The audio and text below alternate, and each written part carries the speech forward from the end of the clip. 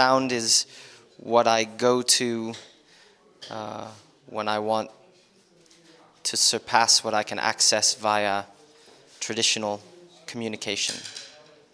So sound is where I ended up when the things I felt I wanted to experience or express were not things that I could put into words. How I began making my own work was a bit clearer in that it was partially to do with a move to a very new space. When I moved to Europe, basically, in 1996, I was in a new city, a very different way of life for me for the first time, and a new sound environment. So I began to notice more sounds, and I began to visualize what I might want to do with those or how they might interact, which was really it. I would hear one sound on one side of the city. I was living in Paris at the time, and another sound on the other side of the city, and think to myself, what would happen if I could take those two sounds and put them together? What kind of situations would they create? What kind of spaces can they create? We're exploring different spaces and their differences and what their qualities are. So it's not a question of a good space or bad space. It's a question of what that space gives. And that's why each performance is different, obviously, because each space is different. So what we do when we come in earlier in the day is we try to find what that space has to give sonically, and then put a focus on that.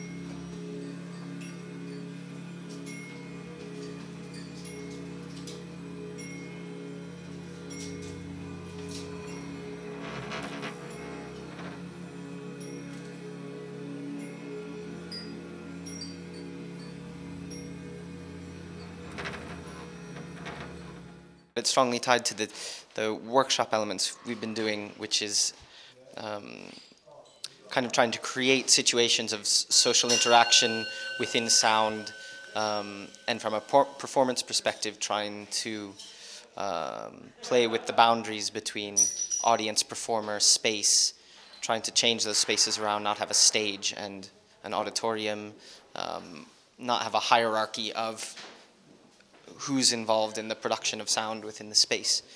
Also because there are only two of us, or sometimes only one if we're performing alone, we're trying to play with the space itself, so practically it makes sense to try to get other pairs of hands involved in resonating that space, because one pair usually just isn't enough. An observation one of our colleagues made after an early workshop was that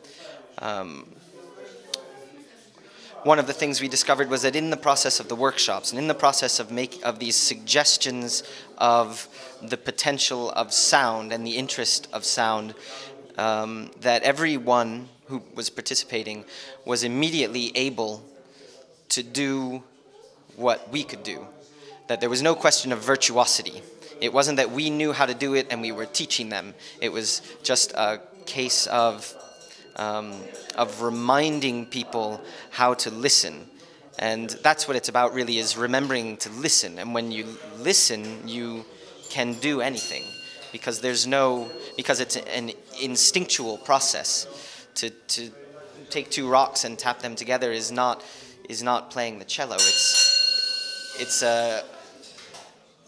All it takes is the ear to pay attention to what you're doing to create a palette of potential sounds.